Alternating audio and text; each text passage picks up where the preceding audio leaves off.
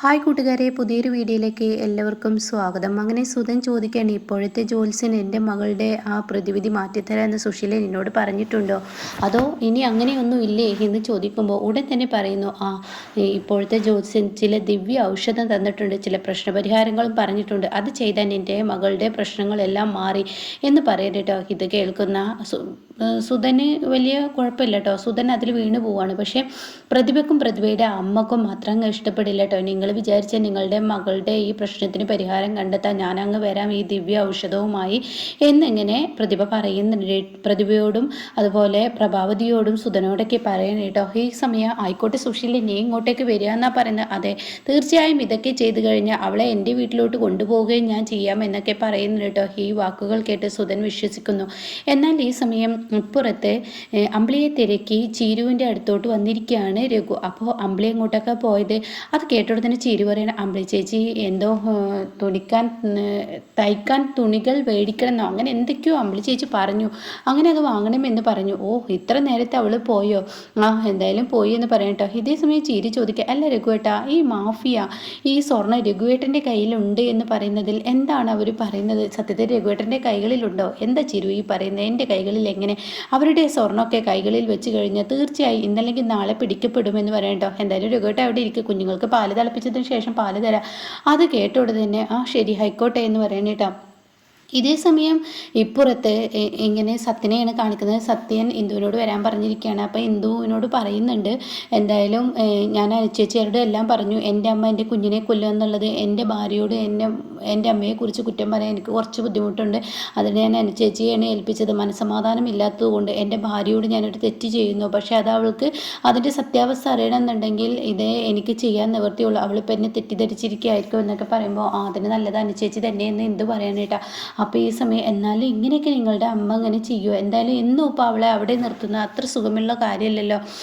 എന്തായാലും സത്യേട്ടൻ്റെ വീട്ടിലോട്ട് കൊണ്ടുവരണ്ടേ എന്നൊക്കെ പറയുമ്പോൾ എൻ്റെ അമ്മയെക്കുറിച്ച് ഞാൻ പറഞ്ഞല്ലോ, കള്ള ജ്യോത്സ്യൻ, ഏതോ ഒരു ജ്യോത്സ്യൻ അമ്മയോട് പറഞ്ഞിരിക്കുന്നു വയറ്റിൽ കിടക്കുന്ന ചാപിള്ളയാണ്, അതുകൊണ്ട് ആ കുഞ്ഞ് ജനിച്ചാൽ തീർച്ചയായും വീടിന് ദോഷം വരും എന്നൊക്കെ അമ്മ മനസ്സിൽ മുദ്ര കുത്തിയിരിക്കുന്നു. അതുകൊണ്ട് തന്നെ അമ്മയുടെ മനസ്സിൽ എന്തെങ്കിലും കയറിക്കൂടിയാൽ പിന്നീട് അത് തിരുത്താൻ വലിയ പണിയാണ്, ഞങ്ങൾ മക്കൾക്കൊന്നും അമ്മയെ നേരാക്കാൻ കഴിയില്ല എന്നൊക്കെ ഇങ്ങനെ സത്യം പറയുമ്പോൾ ഉടൻ തന്നെ അയ്യോ, ഇങ്ങനത്തെ ജ്യോത്സ്യന്മാർ ഇന്നുണ്ടോ എന്നാൽ അവരെ പിടിച്ചിട്ട് അവർക്ക് കണക്കിന് കൊടുക്കുകയാണ് വേണ്ടത്, എന്നാൽ ഈ പ്രശ്നത്തിനൊരു പരിഹാരമാവും എന്നൊക്കെ ഇന്ദു പറയുമ്പോൾ എന്ത് ചെയ്യാൻ, എൻ്റെ അമ്മ അങ്ങനെ വിശ്വസിച്ച് പോയി എന്നൊക്കെ ഇങ്ങനെ പറയട്ടോ. എന്തായാലും അനുചേച്ചി ഈ വിവരം പറയട്ടെ എന്നും പറയുന്നു.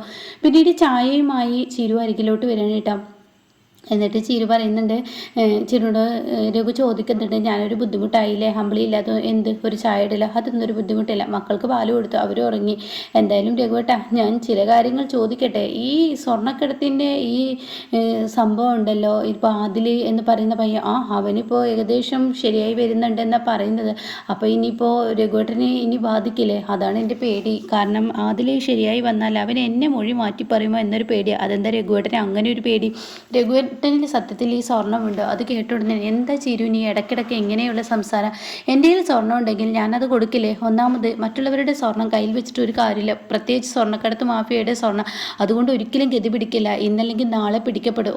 അതൊന്നും ഉണ്ടാവില്ല രഘുവേട്ട. ഇപ്പോൾ ഈ പ്രശ്നമൊക്കെ അങ്ങ് വല്ലാതെ അങ്ങ് പൊട്ടിത്തെറിക്കും, അത് കഴിഞ്ഞാൽ കുറച്ച് കഴിഞ്ഞാൽ നിങ്ങൾക്ക് ആ സ്വർണ്ണത്തിൽ നിന്ന് കുറേശ്ശെ ഇട്ടൂടെ? എന്തൊക്കെ ചിരു നീ പറയുന്നത്? അത് കേട്ടുടനെ അല്ല രഘുവേട്ട, ഞാൻ ചോദിച്ചു എന്നുള്ളൂ. എന്തായാലും ആദിലിൻ്റെ അസുഖം മാറിയാൽ ആദിൽ ഇനിയിപ്പോൾ രഘുവേട്ടനെ നേർക്ക് തിരിയെന്താ? രഘുവേട്ടന് ഇത്ര ഉറപ്പ്? അതൊന്നും പറയാൻ പറ്റില്ല. അവൻ്റെ നേർക്ക് പോലീസും അതുപോലെ സ്വർണ്ണക്കടത്ത് മാഫിയൊക്കെ അവൻ്റെ നേർക്ക് വിരൽ ചൂണ്ടിയ, അവൻ എന്നെ ചൂണ്ടിക്കാണിച്ചാൽ തീർച്ചയായും അവൻ രക്ഷപ്പെട്ടല്ലോ. ഇന്നത്തെ ആളുകളുടെയൊക്കെ സ്വഭാവം സ്വന്തം കാര്യം അത്രയേ ഉള്ളൂ, അവരവരുടെ ജീവിതം അങ്ങനെ അവർ നോക്കത്തുള്ളൂ എന്നൊക്കെ പറയുമ്പോൾ ചിരു പറയാം, എന്തിനാ രഘുവേട്ട ഈ കള്ളക്കളി എൻ്റെ അടുത്ത്? എന്താ ചിരു നീ പറയുന്നത്? കള്ളക്കളിയോ? അതെ, എന്തിനാ രഘുവേട്ട കള്ളക്കളി എന്ന് ചോദിക്കുന്നുണ്ട് കേട്ടോ. ഈ സമയം താൻ ഇനിയിപ്പോൾ തൻ്റെ വീട്ടിലോട്ട് വരുന്ന സരോജിനി അവരുടെ മകളുടെ അടുത്തോട്ട് പോകാമെന്ന് മനസ്സിലാക്കിയ അമ്പിളി റോഡരികിൽ കാത്തു നിൽക്കുകയാണ് കേട്ടോ. അപ്പോൾ സരോജിനി ആൻറ്റി എന്ന് പറഞ്ഞ് വിളിക്കുക, എന്താ അമ്പിളി നീ ഇവിടെ? ഞാൻ കുറച്ച് തുണികൾ വാങ്ങാൻ വന്ന, കുറച്ച് സാധനങ്ങൾ തയ്ക്കാൻ മേടിക്കാനുണ്ടായിരുന്നു.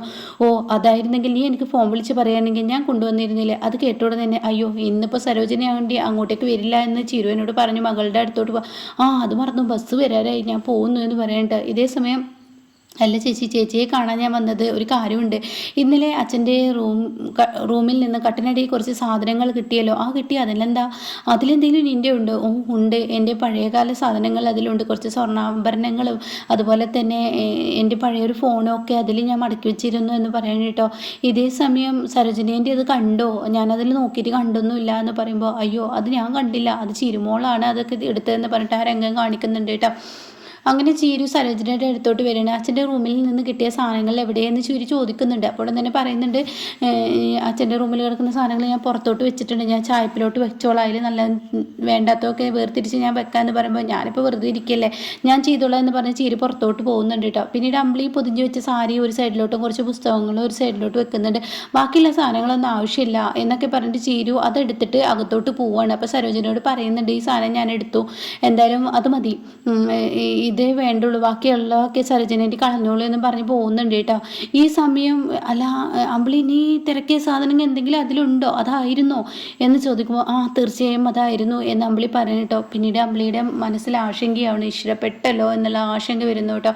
പിന്നീട് അമ്പിളിയെ രഘു ഇങ്ങനെ ചോദിക്കുകയാണ് ചിരുവിനോട്, എന്താ ചിരു നീ എന്നെക്കുറിച്ച് ഇങ്ങനെയൊക്കെ പറയുന്നത്?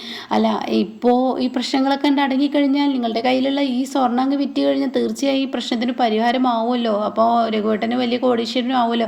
എന്താ ചിരു നീ പറയുന്നത്? എൻ്റെ കയ്യിൽ എങ്ങനെയാണ് സ്വർണം? എന്തിനാ രഘുവേട്ട അഭിനയം? നിങ്ങളുടെ കയ്യിൽ ആ സ്വർണം വെച്ചിട്ട് നിങ്ങൾ ഈ അഭിനയിക്കണ്ട എന്ന് പറയുമ്പോൾ രഘു പറയണേ, ചിരു നീ എന്താ ഈ വേണ്ടാത്തത് പറയുന്നത്? പിന്നെ ഞാൻ എന്തായാലും ഇവിടെ നിന്നും ആ സ്വർണം കണ്ടെടുത്തു. രഘുവേട്ടൻ അവിടെ ഒളിപ്പിച്ച് വെച്ചത് എന്ന് എനിക്ക് മനസ്സിലായി, അതുകൊണ്ട് തന്നെ എൻ്റെ കയ്യിലുണ്ട് ആ സ്വർണ്ണം എന്ന് പറയട്ടോ. ചിരു നീ എന്താ പറഞ്ഞ? ആദ്യം നീ സ്വർണം കൊണ്ടുപോവാ, അത് നിനക്ക് എവിടെ നിന്ന് കിട്ടിയെന്ന് പറയുമ്പോൾ ചിരു ആ സാരിയിൽ നിന്ന് പൊതിഞ്ഞും കൊണ്ട് രഘുവിൻ്റെ അടുത്തോട്ട് വരുന്നുണ്ട് കേട്ടോ. ഈ സമയം രഘു ആ സ്വർണം കയ്യിൽ പിടിക്കണം. ഈശ്വര, ഇതെങ്ങനെ, ഇതെവിടുന്ന്, എങ്ങനെ, എന്തൊക്കെ നീ പറയും, എനിക്കൊന്നും മനസ്സിലാവുന്നില്ല എന്നൊക്കെ രഘു ഇങ്ങനെ നിർത്താതെ ചോദിക്കുമ്പോൾ ചിരു പറയണേ, അച്ഛൻ്റെ റൂമിൽ നിന്നും അച്ഛൻ ചാർജർ കാണാനില്ലെന്ന് പറഞ്ഞ് കട്ടിനടിയിൽ നിന്ന് സാധനങ്ങൾ വലിച്ചിടുന്ന കൂട്ടത്തിൽ പഴയ സാധനങ്ങളാണ്, അത് വെളിയിലോട്ട് കളഞ്ഞോളൂ എന്ന് അച്ഛൻ പറഞ്ഞു. അപ്പോൾ അതിൽ നല്ലതുണ്ടോ ചീത്തതുണ്ടോ എന്ന് വേർതിരിക്കാൻ വേണ്ടി ഞാൻ പോയതാണ്. ആ സമയം ഈ ഒരു സ്വർണ്ണം എനിക്കതിൽ നിന്ന് കിട്ടിയെന്ന് പറയട്ടോ. ഇത് കേൾക്കുന്നതിനോടുകൂടി ഈശ്വര, ഇതിൽ പിറകിൽ ഞാനല്ല അമ്പിളിയാണെന്ന് പറയണ. അമ്പിളി ചേച്ചിയോ, എന്താ ഈ പറയുന്നത്?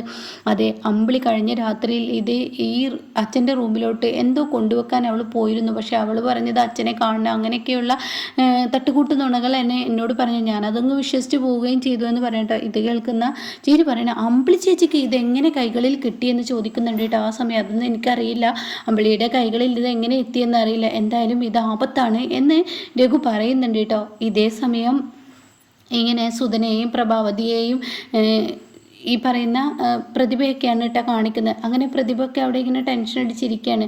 അപ്പോൾ മുറ്റത്ത് ഇങ്ങനെ അനുഭവം വന്ന് നിൽക്കുകയാണ്. അപ്പോൾ ഈ സമയം പ്രഭാവതി വന്ന് പറയുന്നുണ്ട്, മോളെ അനുഭവം വന്നിട്ടുണ്ട് എന്ന് പറയാൻ കേട്ടോ. ഇതേ സമയം അനുപമയെ കാണാൻ വേണ്ടിയിട്ട് സുധൻ പുറത്തോട്ട് വരികയാണ്. സുധൻ പറയണ, ഞാൻ വിളിച്ചോളാം അനുപമയെ എന്ന് പറയുന്നുണ്ട്. അങ്ങനെ സുധൻ്റെ മുന്നിലോട്ട് അനുപമ എത്തുന്നു കേട്ടോ. അങ്ങനെ ഇനി ആ സത്യം അനുപമ വെളിപ്പെടുത്താൻ പോവാണ്, സത്യൻ പറഞ്ഞ ആ സത്യം. പക്ഷേ ഈ സമയം സുധൻ ഇനി തിരിയുമോ എന്ന് പറയാൻ പറ്റില്ല കേട്ടോ. അപ്പോൾ ഇതുപോലെ